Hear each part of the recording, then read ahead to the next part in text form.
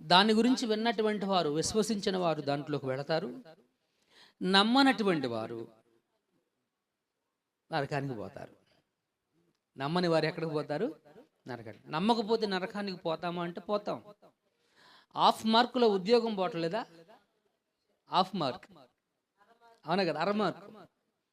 అర మార్కులో ఉద్యోగం పోయినటువంటి వాళ్ళు చాలామంది. నాకు బాగా తెలిసినటువంటి ఒక కుర్రోడు కళ్ళచెరువు దగ్గర 2 సార్లు ఎంఆర్ఓకి ట్రై చేసినప్పుడు, ఎంఆర్ఓ ఎగ్జామ్స్లో గ్రూప్ 2 అనుకుంటా, అదేనా?